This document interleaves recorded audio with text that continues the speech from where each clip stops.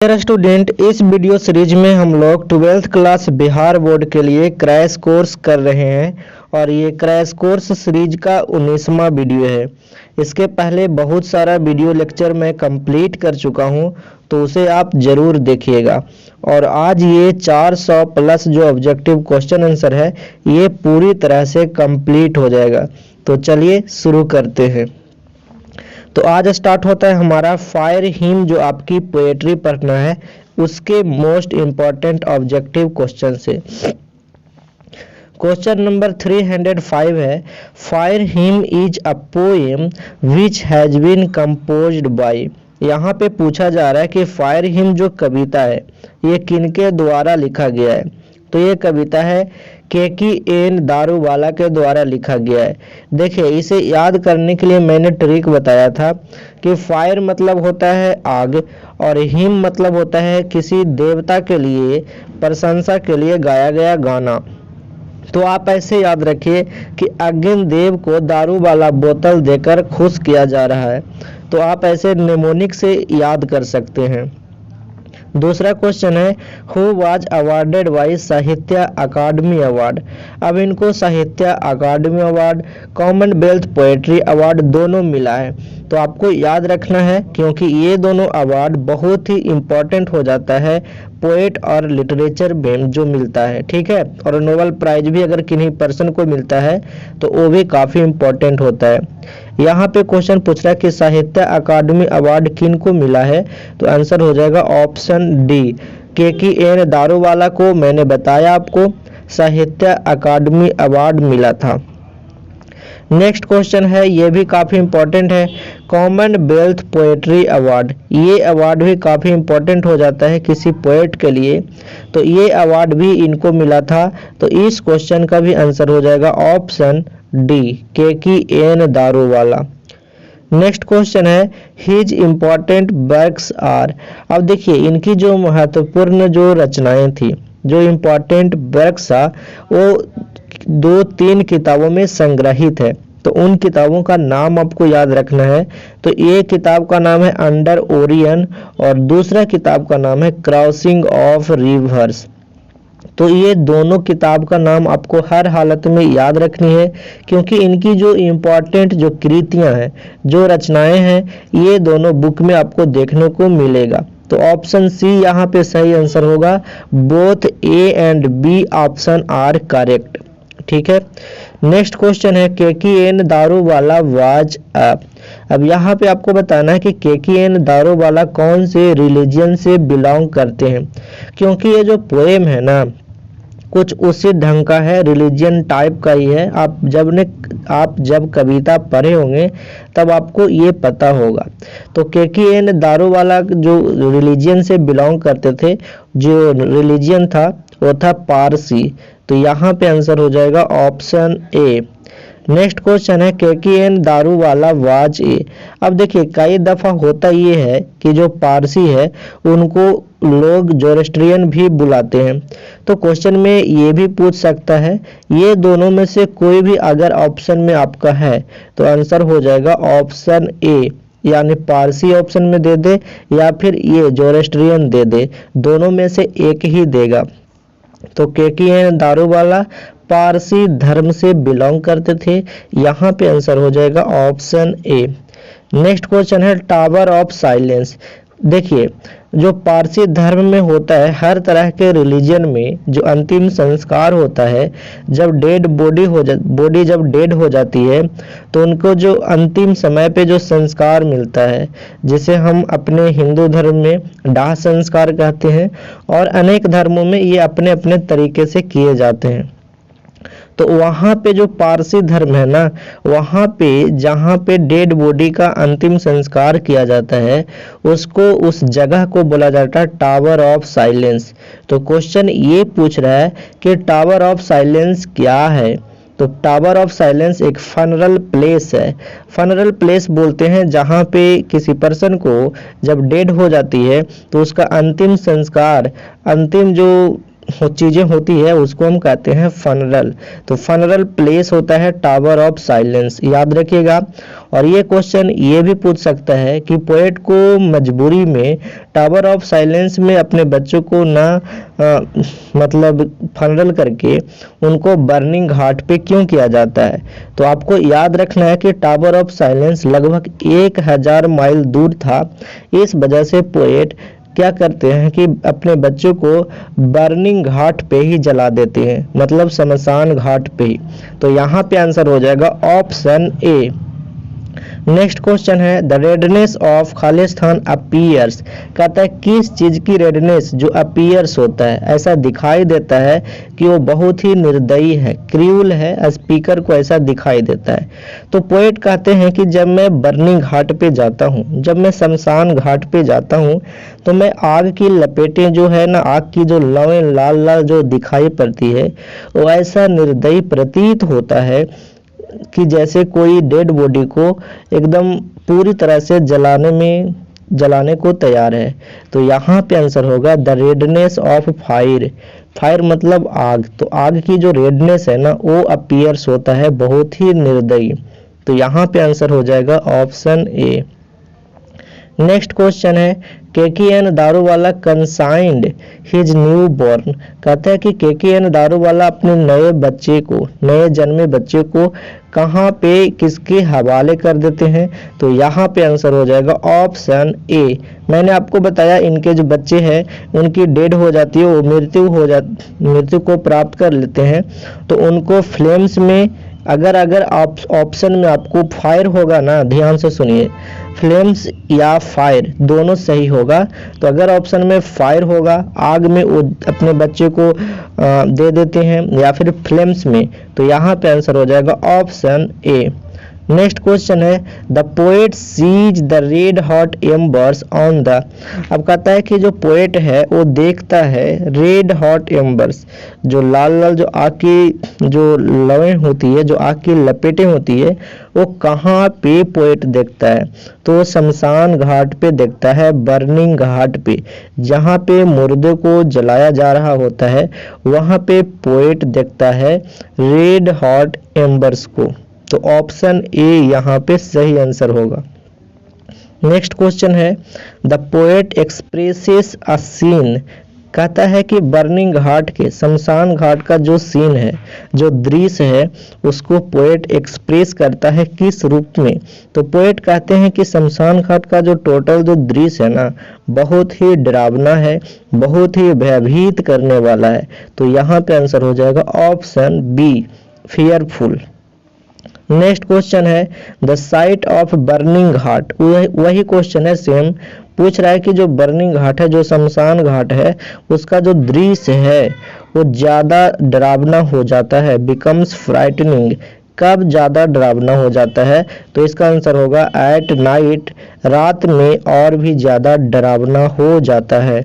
तो यहाँ पे आंसर हो जाएगा ऑप्शन ए। नेक्स्ट क्वेश्चन है the burning heart is littered with bone and. तो आपको पता है पोएट कहते हैं कि बर्निंग घाट पे जब डेड बॉडी को जलाया जाता है तो वहाँ पे हड्डियों के छोटे छोटे टुकड़े, उसके बाद और उनके जो एसेस मतलब राख है।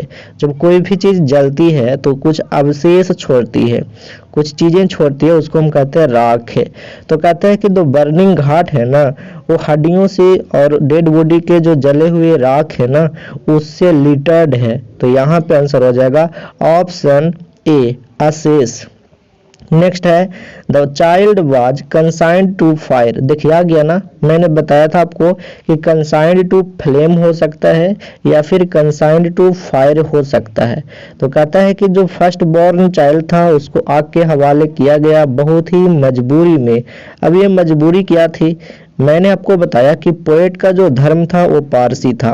उनका जो अंतिम संस्कार होना था उनके बच्चे का, वो होना था टावर ऑफ साइलेंस पर, लेकिन टावर ऑफ साइलेंस 1000 माइल्स दूर था। इसलिए मजबूरी में इनको अपने बच्चे को दाह संस्कार अपने शमशान घाट पे ही करना पड़ता है। तो यहाँ पे आंसर होगा द फर्स्ट बॉर्न चाइल्ड, मतलब पहला बच्चा था, पहला जन्मा हुआ बच्चा था। तो यहाँ पे आंसर हो जाएगा ऑप्शन ए। नेक्स्ट क्वेश्चन है द क्रिमिनेशन ऑफ डेड बॉडीज। ये देखिए ये भी होता है जब किसी पर्सन की डेथ हो जाती है तो उस पर्सन का अंतिम संस्कार होता है, उस प्रोसेस को बोलते हैं। तो कहता है कि जो डेड बॉडी का क्रिमिनेशन है पारसी धर्म में वो कहाँ पे अकर होता है, तो वो अकर होता है आपको मैंने बताया टावर ऑफ साइलेंस के नज़दीक में या फिर टावर ऑफ साइलेंस पे आप कह सकते हैं। तो यहाँ पे आंसर हो जाएगा ऑप्शन सी। देखिए पारसी धर्म में पूछ रहा है कि कहाँ पे अंतिम संस्कार होता है, तो आपका आंसर हो जाएगा टावर ऑफ साइलेंस। ठीक है। नेक्स्ट क्वेश्चन है who was passing along with the poet. Along with the poet का मतलब है कि कौन है जो पोएट के साथ साथ था, साथ साथ चल रहा था। कहाँ पे? बर्निंग घाट के बगल में या फिर बर्निंग घाट के नज़दीक। तो यहाँ पे आंसर हो जाएगा ऑप्शन ए हिज फादर। मैंने आपको बताया था जब पोएट्री पढ़ा रहा था तो पोएट अपने पिता के साथ घूमने के लिए जाते हैं तो नदी के किनारे एक बर्निंग घाट होता है, वहाँ पे पोएट ये सारे दृश्य पहले ही देख चुके होते हैं। तो यहाँ पे आंसर हो जाएगा ऑप्शन ए। नेक्स्ट क्वेश्चन है आगे बढ़ने से पहले मैं बता दूं 12th क्लास बिहार बोर्ड के ऐसे स्टूडेंट जो 2022 में एग्ज़ाम देने वाले हैं उनके पूरे सिलेबस को कवर करते हुए मैंने एक गेस पेपर बनाया है। अगर आप इस गेस पेपर को लेना चाहते हैं तो वीडियो के डिस्क्रिप्शन बॉक्स में या फिर नीचे कमेंट बॉक्स में इनका लिंक मिलेगा, वहां से क्लिक करके आप इसे डायरेक्टली ले सकते हैं या फिर इसके बारे में कुछ जानकारी लेना है तो आप इस व्हाट्सएप नंबर पे मैसेज करके पूछ भी सकते हैं। नेक्स्ट क्वेश्चन आ जाता है आपका next chapter next poetry snake से। तो आप बताइएगा स्नेक एक कविता है जो किनके द्वारा कंपोज किया गया है। तो आपको पता है ये कंपोज किया गया D.H. लॉरेंस के द्वारा।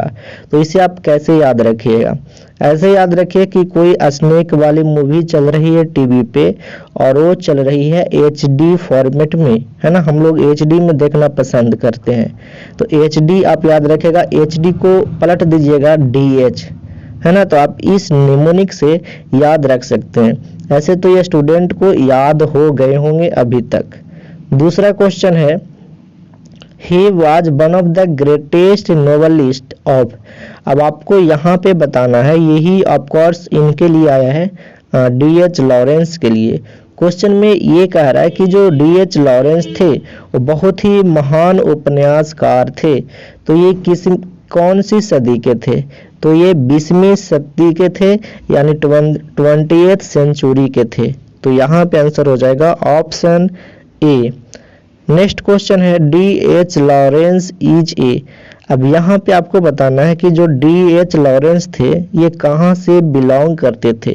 तो ये इंग्लैंड से बिलोंग करते थे, इसीलिए इनको ब्रिटिश पोएट या फिर इंग्लिश पोएट भी कहा जा सकता है। तो अगर ऑप्शन में आपको ब्रिटिश पोएट या फिर इंग्लिश पोएट आता है तो वो आपका आंसर हो जाएगा। यहाँ पे इस क्वेश्चन के लिए ऑप्शन ए आपका सही आंसर है। नेक्स्ट क्वेश्चन है the white peacock is written by. देखिए इनकी जो महत्वपूर्ण जो रचना थी, जो महत्वपूर्ण कविता था वो एक अलग किताब वाइट पिकॉक में संग्रहित है। तो ये आपको याद रखनी है कि वाइट पिकॉक D.H. लॉरेंस के द्वारा ही लिखा गया है। नेक्स्ट क्वेश्चन है sons and lover the most important collection of D.H. Lawrence. तो याद इसे बहुत ही रखना ही पड़ेगा आपको कि सन्स एंड लवर्स जो कलेक्शन है ये कलेक्शन है D.H. लॉरेंस का। तो ऑप्शन ए यहाँ पे सही आंसर होगा। नेक्स्ट क्वेश्चन है द रेनबो। आपके भी किताब का नाम है रेनबो, लेकिन इनकी एक महत्वपूर्ण संग्रह भी है जिनका नाम है द रेनबो। तो कहता है कि the rainbow is a very famous book related to. आपको यहाँ पे बताना है कि जो द रेनबो बहुत ही प्रसिद्ध किताब है ये किन से रिलेटेड है। तो यहाँ पे आंसर हो जाएगा वही D.H. लॉरेंस, ऑप्शन ए। नेक्स्ट क्वेश्चन है the poet had gone to the water through. यहाँ पे देखिए इसका मतलब है कोई वाटर बॉडी, मतलब जहाँ पे पानी मिलता हो। तो कहता है कि कभी जाता है पानी पीने के लिए ही गया था, आपने पढ़ा स्नेक में। तो हो जाएगा टू ड्रिंक वाटर। कहता है the poet had gone to the water trough to drink water, मतलब पोएट पानी पीने के लिए वाटर थ्रू के पास, या फिर कहें तो एक तालाब के पास, या फिर आप कहें तो एक वाटर टैंक के पास पानी पीने के लिए जाता है। तो यहाँ पे आंसर हो जाएगा ऑप्शन बी। नेक्स्ट क्वेश्चन है he had a pitcher. Pitcher क्या होता है? पीचर आप बेसिकली देहाती या देसी भाषा में समझना चाहते हैं तो ये एक होता है लोटा, है ना, आपको पता होगा या फिर आप ये समझ गए होंगे। ठीक है, तो कहता है कि he had a pitcher in his hand, कहता है उनके हाथ में एक पीचर है जिसको वो किस चीज से भरेंगे, तो उनको प्यास लगी है तो हाथ में पीचर लेकर आए हैं कि इसमें पानी भरेंगे और उसके बाद पिएंगे। तो यहाँ पे आंसर हो जाएगा फिल विथ वाटर होगा, है ना। ये तो पिएंगे ना, लेकिन यहाँ पूछ रहा है किससे भरेंगे, तो फिल विथ वाटर होगा। ऑप्शन ए आपका सही आंसर होगा।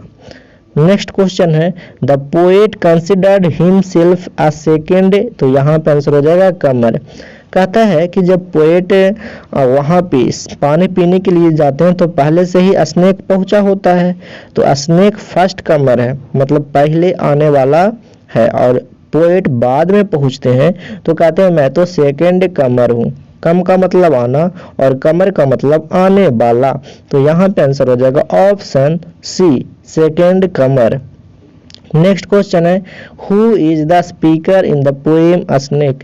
क्वेश्चन पूछ रहा है कि स्नेक कविता में जो स्पीकर है वो कौन है, तो स्नेक कविता का स्पीकर भी खुद पोएट ही है, तो यहाँ पे आंसर हो जाएगा the poet D.H. Lawrence. Option a आपका सही आंसर है।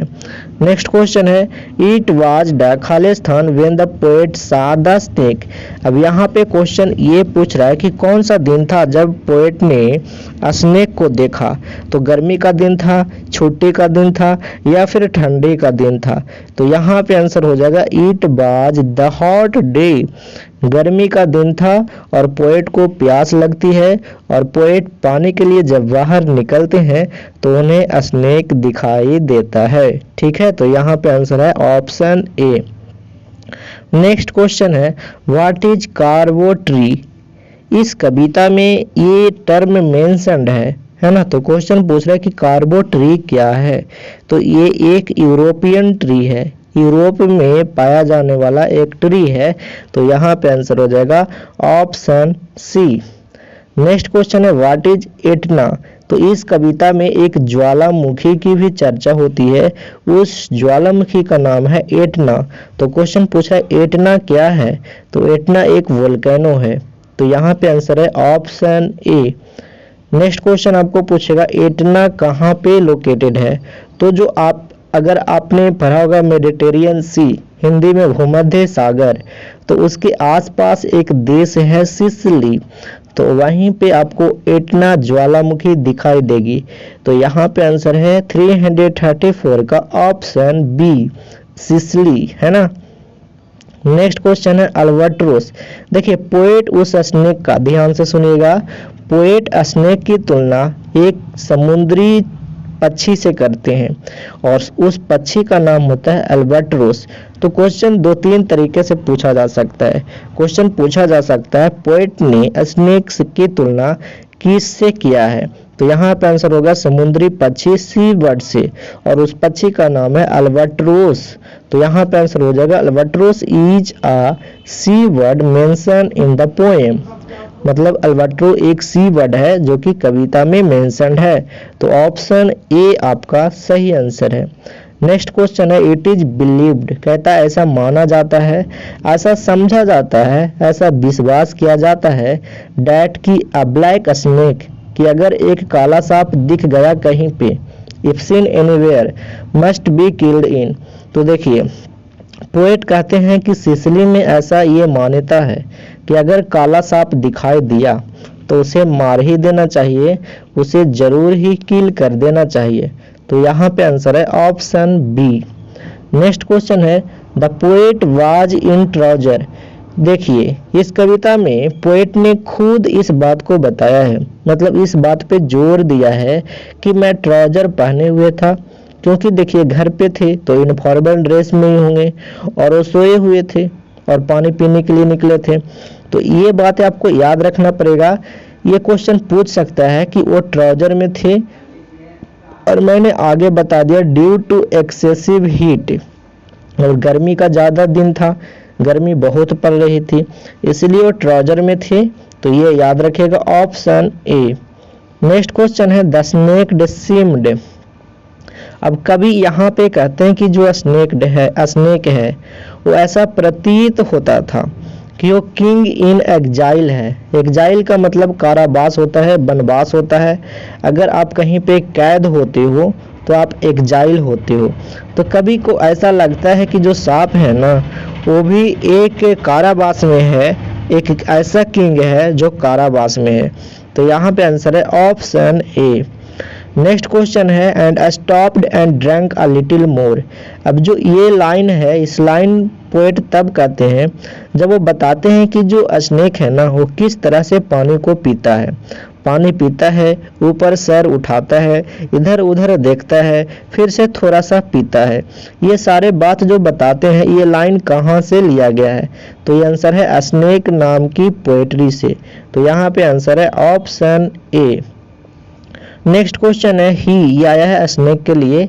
ही lifted his head from his drinking. तो मैंने अभी बताया पोएट कहते हैं कि जो स्नेक है ना वो अपना हेड को लिफ्ट करता है, ऊपर उठाता है, फिर नीचे करता है, ऊपर उठाता है, देखता है कि इधर उधर कोई है क्या पास में, और फिर से पानी थोड़ा पीता है।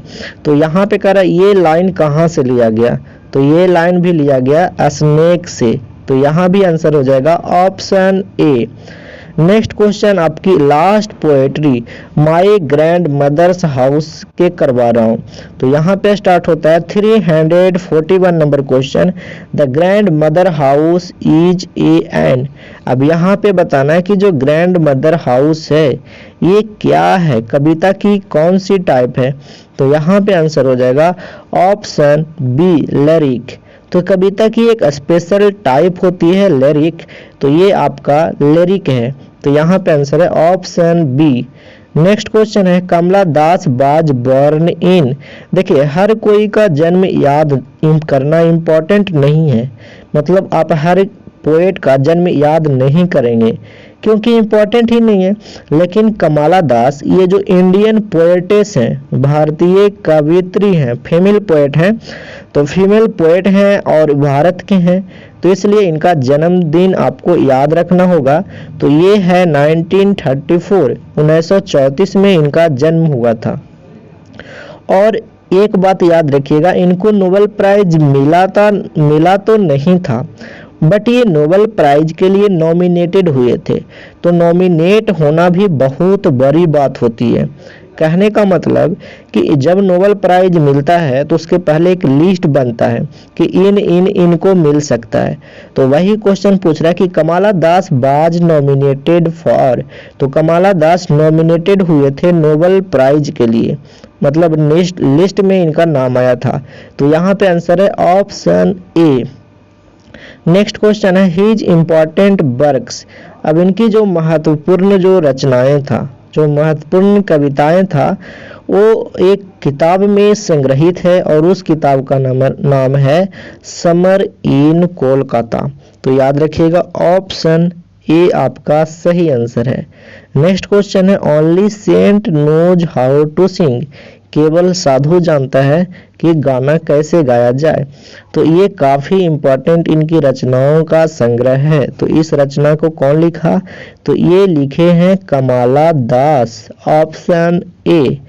नेक्स्ट क्वेश्चन है माई ग्रैंड मदर हाउस जो कविता है, ये कविता एक ऑटोबायोग्राफिकल पोएम है। तो याद करिए और ध्यान से सुनिए। जब कोई कविता, कोई पर्सन अपने लाइफ के बारे में लिखता है, देखिए कविता लिख की बहुत सारी टाइप होती है। तो बायो का मतलब हो गया जीवन, और ग्राफी का मतलब है लिखना, और ऑटो का मतलब खुद। तो अगर प्रश्न खुद के बारे में, तो कमला दास अपनी लाइफ के उन बचपन के पलों को याद करते हुए जो उन्होंने अपने ग्रैंड मदर के साथ बिताई थी उसको लिखती है। तो ये कविता ऑटोमेटिकली हो जाता है ऑटोबायोग्राफिकल पोएम। तो ये लिखा गया है कमला दास के द्वारा। तो यहाँ पे आंसर है ऑप्शन ए। नेक्स्ट है the speaker of the poem my grandmother's house is. अब क्वेश्चन यहाँ पे पूछ रहा है कि जो स्पीकर है, इस कविता की जो स्पीकर है वो कौन है। तो आपको पता है इस कविता में आई भी यूज किया गया है, जो पोएट ने अपने लिए खुद यूज किया है। तो यहाँ पे आंसर है option A Kamala Das. Next question है, आ गया ना यही question, I in the second line of the poem. तो कहता है कि जो आई प्रयोग हुआ है कविता की दूसरी पंक्ति में, ये किनके लिए हुआ है। तो ये खुद अपने लिए पोएटेस करते हैं कमला दास। ऑप्शन अगेन ए। ठीक है, चलिए नेक्स्ट क्वेश्चन है the house bent into Khalistan because the poetess grand mother died. तो कहता है कि हाउस जो है बेंट इनटू हो गया है, हाउस वीरान पड़ चुका है, हाउस खंडहर हो चुका है। तो वो क्यों? बिकॉज द पोएटेस, जो कवित्री है, जो फीमेल पोएट हैं कमला दास, उनकी ग्रैंड मदर डाइड हो चुके हैं, उनकी ग्रैंड मदर मर चुकी है, इसलिए जो घर है वो वीरान पड़ गया है, वो खंडहर हो चुका है। तो यहाँ पे आंसर है ऑप्शन सी। नेक्स्ट क्वेश्चन है snake were seen among in my grand mother house. तो कहता है कि माई ग्रैंड मदर हाउस कविता में जो स्नेक है, स्नेक दिखाई देता है। तो कहाँ पे, किस चीज के आसपास दिखाई देता है। तो पोएटेस कहते हैं कि ये बुक्स के पास, किताबों के पास हमें स्नेक दिखाई देता था। तो यहाँ पे आंसर है ऑप्शन बी। नेक्स्ट क्वेश्चन है Kamala Das remembers the happy days spent in the sweet company of her. तो यहाँ पे क्वेश्चन ये पूछ रहा है कि कमला दास उन खुशियों वाले दिन याद करती है जो अपने दादी के साथ, अपने ग्रैंड मदर के साथ वो बिताई थी। ग्रैंड मदर का मतलब दादी या नानी दोनों होता है। तो यहाँ पे आंसर हो जाएगा ऑप्शन डी ग्रैंड मदर। तो यहाँ पे क्वेश्चन बेसिकली ये पूछ रहा था कि जो स्वीट कंपनी है, जो मीठी यादें हैं ग्रैंड मदर के साथ कमला दास के, जिन्हें वो याद करती है उन खुशियों वाला दिन, तो ये किन के साथ। तो आंसर आपको होगा grand mother. Option D. Next question है कमला दास इज एन। तो मैंने आपको पहले ही बताया है ये एक इंडियन पोएटेस हैं। तो आपको याद रखना है Kamala Das is an Indian poetess. Option a आपका सही आंसर होगा। तो ये थे मोस्ट इम्पॉर्टेंट क्वेश्चन। इसके बाद हम लोग बाकी के 50 जो क्वेश्चन बच चुके हैं, 50-40 क्वेश्चन, वो मैं आपको नेक्स्ट वीडियो आज शाम की ही आ जाएगी, उसमें आप लोग देख लीजिएगा। तो आज तक इतना ही। अगर आप इसका पीडीएफ लेना चाहते हैं तो बीरबल प्रसाद सर टेलीग्राम चैनल को ज्वाइन करिएगा, और ये चैनल आपको वीडियो के डिस्क्रिप्शन में इनका लिंक मिलेगा, या फिर टेलीग्राम पर जाकर बीरबल प्रसाद सर सर्च करेंगे तो भी मिल जाएगा। आज तक इतना ही। Thanks for watching.